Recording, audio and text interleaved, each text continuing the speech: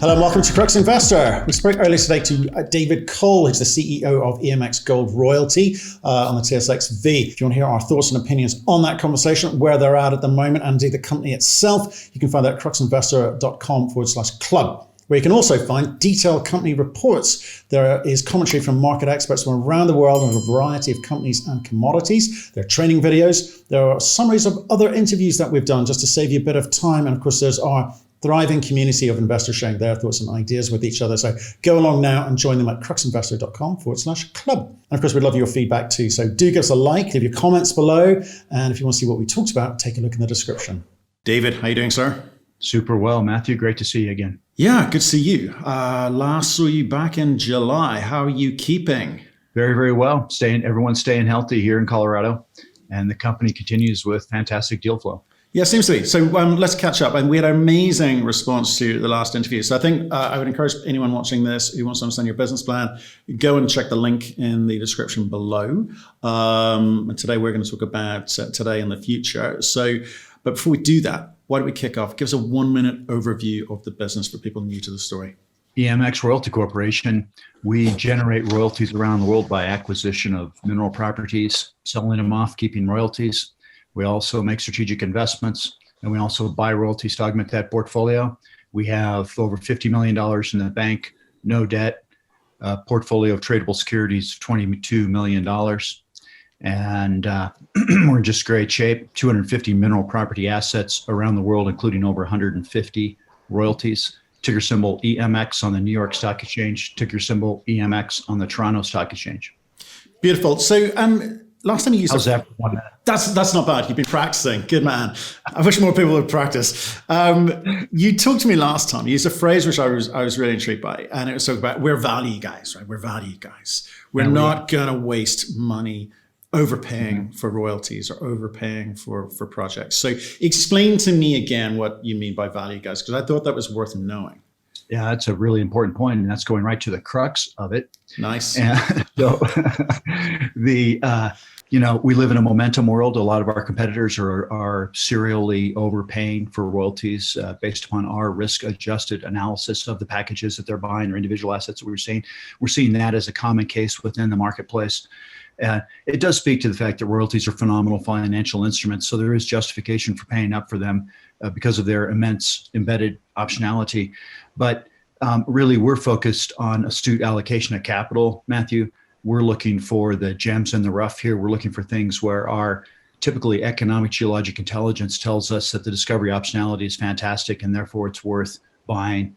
And on the acquisition side, and then of course our way to combat the fact that the value of royalties continues to go up over time here with lots more competitors in the space is to execute the royalty generation model, where we really don't have much competition on that side, and we're the global leader at executing that. So the combined blended cost of our acquisition of a royalty portfolio is quite minimal compared to our competitors, which is why we have as much money in the bank, including our tradable securities and long-term investments, as we've raised in the history of the company, and no debt. No one else in the sector can say that. No, it's a very unusual royalty model. I think last time I sort of described it, it's not really a royalty company in some ways. So if we look at some of those revenue streams and some of the ways that you are creating future value for the company, it didn't kind of work last quarter. If I look at Q3, your costs were up, revenue down. Costs of what? Well, it seems to be the royalty generation costs were up. Why was that? Oh, yeah, absolutely. So we're cashed up. We're in a strong position. We're in a strong market. We're selling lots of projects. So we're definitely investing more into our portfolio around the world. Okay. So, and again, just looking at the numbers there, you've been buying, you've been out in the marketplace, yes. Over 60 different assets that you've picked up there. So why is now the time right? Wasn't it an expensive market to be buying? So it's all opportunism. So, people are showing us opportunities to buy things on a continual basis, and our generative team is going out and finding opportunities to acquire mineral assets inexpensively, two different prongs of the business. And so deal flow can be lumpy. We come across some projects in Idaho. We've been very active in Idaho recently. Claims are not staked, boom, we start staking land, accumulating it, building geologic models, getting ready to sell those on the generative side. And then on the portfolio acquisition side, you're pointing out a couple of key acquisitions that we made. 60 mineral property assets in Ontario and Quebec. We bought out a private prospect generator executing a similar business model to ours. He was getting ready to retire. We bought him out, 3.5 million Canadian dollars to buy those 60 projects, including 40 royalties within that. And thanks to the fact that that gentleman wrote in share and cash payments over time, that portfolio actually pays for itself as cash flow positive at today's share prices after 3.5 years. So that's an example of us buying a portfolio that's going to pay for itself in 3.5 years. That's value investing, giving us long-term optionality within that portfolio in Ontario and Quebec in the superior geologic province. And I will say this, we're not going to just stop with those 60. We have Sergio Catalani, an excellent economic geologist that knows that part of the world very well. He's going to use that as a springboard to continue to grow a portfolio there organically as well. And then likewise, we bought 18 royalties in Chile from a distressed seller, putting us right in the heart of the mineral belts that transect through that country. And we see meat on the bone there. There's another phrase you used last time, an economic geologist. Not one of those expensive ones, but the economic ones. What are you targeting them to find? What are the parameters in which they're guided by? So while we love copper, we love gold, we're very bullish long-term sulfide nickel and polymetallic systems, volcanogenic massive sulfide systems, which tend to be zinc, copper, gold, silver, lead, also magmatic nickel systems. So we're utilizing our geologic intelligence to identify prospective mineral rights that we can acquire inexpensively. I'm of the opinion you cannot own enough mineral rights, and the way to be able to own and have your fingers in lots of mineral pies is to be able to sell those off and keep royalties. And so we're happy to do that around the commodities we like. The commodities we like the most are, of course, copper and gold, but also nickel, zinc, silver, and we continue to augment our exposure to these metals. Okay, well, talk to me about two areas that I'm hearing your name a lot in, which is in Scandinavia and Serbia, right? We're interviewing companies all the time. Copper and gold, big themes at the moment. So, talk to me about Timok and what's happening there at the moment, and when do you think you start cashing in on that? Here you go. You're talking about the Crux again. So, our Timok assets, that's the company maker in the portfolio. That's an immense long-term value driver for us. I acquired that. Talk about value investing. Can you believe this, Matthew? So years and years ago, before the depth of this discovery was fully realized at all, or even close to being realized, I purchased the royalty over the discovery there for 200,000 Canadian dollars. We were able to do that because we were in Serbia. We advised the Serbian government with respect to their new mining law and their new concession legislation. Was the first company to come in and acquire exploration licenses in 40 years. We got in right after the Balkan Wars. And so we had grown through our royalty generation process, royalties in the Timok magmatic complex. But then we started to hear about these drill results and whatnot, just off the boundary of one of our royalties. We're very upset. It's like, gosh, it's just off the boundary. But we did go out and find the royalty that was over that project, bought it, and it speaks to the integration of buying royalties and growing them and how that creates opportunity. So long story short, Xinjiang is spending $500 million to put this into production in 21. They're going to put into production the upper high-grade pipe, and then that will help facilitate underground infrastructure to be able to eventually get into the lower zone, which is a huge porphyry copper gold deposit. The last resource put out by Nevsun's 43101 compliant inferred resource of 1.8 billion tons of 0.86% copper and 0.18 grams per ton gold. You calculate out what a 0.5% royalty is worth on that, and it's a big ass number. It is a big ass number. That's an American phrase, right? That's an American term. Right. But around the timing of that, we're talking about what, 22, 23, just to understand. Yeah. So the upper zone, according to the memorandum of understanding signed with the Serbian government, will be in production in the fourth quarter of 21. Our intelligence on the ground is telling us that everything is on schedule. Chinese are aggressive. Yeah, they absolutely can be. And like I say, that's a big number they're throwing at the problem for sure. So that's interesting. And I think it's a very interesting area to investors as well from what we're seeing. We're seeing some people in the area, like the Adriatics of this world, who are gaining real momentum in the marketplace. So that's one we will follow for sure. But talk to me about Scandinavia, because people are just latching onto this. It seems it's a big mining. There's a big mining region, but in terms of North American listed companies, they're really only just kind of finding their feet there. So you've got a lot going on. So give me a rundown of what the things that I should be looking at are. Yeah, big picture with respect to Scandinavia, and we work in Finland too, so we call it Fennoscandia. But within Fennoscandia, there's 17 major operating mines, 7 smelters. I can count on one or two fingers how many smelters there are in the United States. So, the mining infrastructure there is fantastic. The rules and regulations are conducive for a clear path towards production. Very well-defined laws around how exploration and mining is conducted within Fennoscandia, which is why Finland, Norway, Sweden all rate very, very highly on the Fraser Institute analysis of the right places to invest in the mining industry around the world. We've been very active there for years. As you point out, I believe we're the largest mineral rights holder in all of Fennoscandia. I know we're the largest mineral rights holder in Norway, second largest in Sweden, and a growing portfolio in Finland. Not bad. Not bad to be the number one at anything. Well, most things. So would you say that this has been a period of consolidation? Because again, I come back to that share price. If people are looking at this thing, you had a real leap, you had a real inflection point come end of June. It went up. I mean, you boys did good. And then it's kind of been flatlining since. So how would you describe what you've been through for the second half of this year? And what's that reflection of the marketplace or what you've been doing? Well, let's look at the big picture, Matthew. We went public 17 years ago at 30 cents Canadian per share. If you calculate out the compounded annual growth rate, which is something that I believe CEOs should be focused on, we're here for long-term shareholders. That's 17% per year compounded annual growth rate out to roughly today's price. If you look at the last 5 years, which is just segmenting out the current bull market, this bull market that we're in right now, it didn't feel like a bull market for a couple of years. But when you look back at the chart now, you realize we've been in a bull market since mid-January 2016. So if you take a 5-year chart, calculate the compound annual growth rate of EMX, and it's 35% per year over 5 years. So we've substantially outperformed many of our competitors, senior and junior, over that time period within this bull market.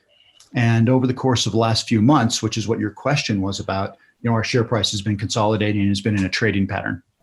Yeah, it very much has. Okay, and the next question is, given that you're the guy that gets paid the big bucks around here, what are you going to do about it next year? Because there's no rest for the wicked. You got to keep this machine going.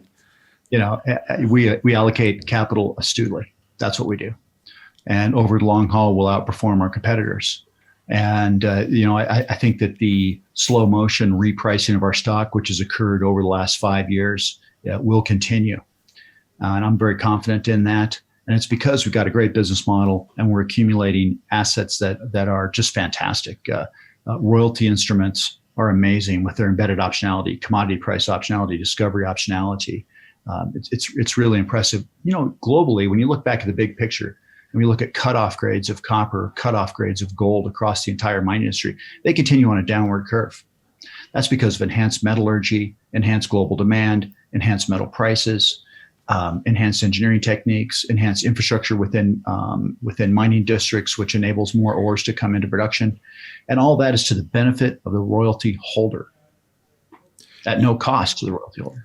It is. I mean, I get the layering of this in terms of diversifying the risk and diversifying the income, etc. But I'm trying to look forward to this. So I get I think you used the other phrase was "get rich slow" scheme that you've got, right? Which is not a bad phrase, right? Because if as long as it's going up, I don't really care what speed to a very meaningful level. But what are the big moments? Are we waiting for Timok to come online in 2022? That's a big one. What else have you got? What else have you layered into this? Yeah. Well, what else? I mean, of course, there's 250 mineral property assets in the portfolio, Matthew, over 150 royalties, many of which are paying on a pre-production basis because we write into our deals pre-production royalty payments, advanced minimum royalty payments, stage gate payments, lease payments, call them whatever you want. It's cash coming in the door. But with respect to ones that are catalysts for changing EMX and our valuation in the marketplace, the big one coming online is Balya, lead, zinc, silver operation, 5,000 ton per day mill, a growing lead, zinc, silver resource. And they're advancing a decline into that deposit right now. The mill's already built, and they've already done test mining. The recoveries were excellent. So this is going to come into full-scale commercial production in the latter part of 21 as well, roughly the same time as Timok. And that's going to be a multi-million-dollar per annum cash flowing royalty to EMX at today's metal prices. Actually, with silver prices the way they are right now, we might be talking something close to $5 million a year after it's in full-scale production as we move into 22. If you look at our projected cash flows, which I have to be very cautious about how I present those, but if you look at those across the portfolio, 22 and 23 are going to be banger years for us. And are you tempted to take a look, because we talked last time about this large lump sum of cash? You're going to spend it wisely, frugally, and be careful about how you spend it. Are there deals around at the moment? Are you looking for more acquisitions? Are you in a stronger position than most?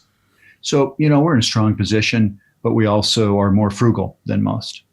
And this is why the deals you've seen us do have been modest in size, but excellent value. And rather than blowing the whole thing on overpaying for a currently cash flowing gold royalty that 6 other companies bid for, we are looking for and sleuthing out the gems in the rough here that make distinct sense with respect to the allocation of capital. So what's that mean? I think twice now you've told me we're getting a good buy. Yeah, I get it. But I'm intrigued how. Why are you winning? Because the last 2 times we've spoken, right, you're talking to me about people who are retiring. Have you got a birthday list or something? I think the reason why it comes down to our alpha. So, our alpha is our economic geologic talent around the world, Matthew. And those guys that are out doing the royalty generation work have their ear to the railroad track and are identifying the royalty acquisitions and the strategic investments. And our strategic investing track record throughout the history of the company is fantastic. And that's one of the key reasons why we have such a robust treasury, is because of liquidation events out of our share portfolio. And all of these, the 3 approaches that we use are all emanating from the same team that's around the world. And it's their talent base that is our alpha. And how do I find those guys? Well, you know what? If there's anything that I've done reasonably well in my career, it's identify smart geologists and put them in the right seat on the bus and incentivize them to stay here and just build a really super cohesive team. I'm humbled by the talent that I have the opportunity to work with. And I learn from them every day. These guys are really, really, really good. Okay, we're seeing a lot of new gold companies over the last year coming into the marketplace. And we're looking at these things and going, I'm not quite sure why they're out trying to raise money, because the fundamental assets are poor. I mean, how many deals that you look at would you typically even bid on? It's got to be in the single-digit percent. I'm going to guess 7. That's just a guess. We don't keep track. 7.2. Right. Okay. So it's the same. It's good data. So I think that that's what's sort of happening with us in terms of retail and high net worths, family offices. We're looking at all this sort of slew of gold companies out looking for money, trying to raise money on assets which have been around the block a few times. And you've got databases filled with this stuff, so you know what is and is not that good. Are you seeing any new stuff coming on the market? Yeah, we do. Right. Yes. Yep. I'm not going to tell you where. I was waiting. You just saw through my best technique when I'm interviewing. Just keep quiet and they'll keep talking. You weren't falling for that? No. Okay.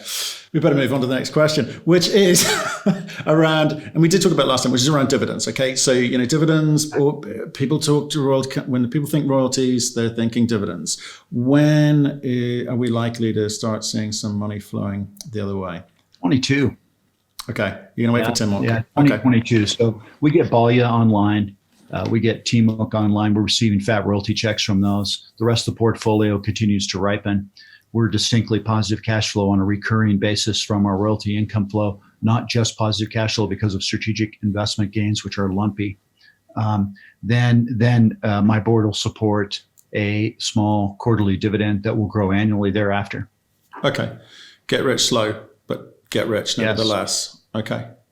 Okay, David. Well, look, nice update. Glad things are moving along. I just wanted to touch in because, like I say, the reaction last time to your story, your business plan, etc., was exceptional. Looks like more of the same for 2021. And I just want to bring up one. I love to brag about the portfolio. There's one asset in there, talk about astute allocation of capital. We bought a 2% royalty over the Kaukua project being advanced by Palladium One for 250,000 Canadian dollars. And we did that because we thought the geology looked pretty attractive. And this is a straight down the alleyway of how we like to invest. And subsequently, they just continue to expand with big step out drill holes. The size of that resource, it's getting immense. And those are commodities we love: palladium, platinum, gold, nickel, copper. Those are 5 commodities that everyone should love. And it's in Finland. It's a great place. So $250,000, 2% royalty, 1% of the 2% can be bought out for $1 million. That leaves us with 1% in perpetuity. That's a fantastic investment. Great example. Hats off to my team who figured that one out. Indeed. Well, more of that to come, no doubt. So I appreciate you picking up the phone and answering our call. Do likewise. Anything exciting happening, let us know. We look forward to speaking to you. It's always my pleasure to speak with you. I find your questions to be spot on.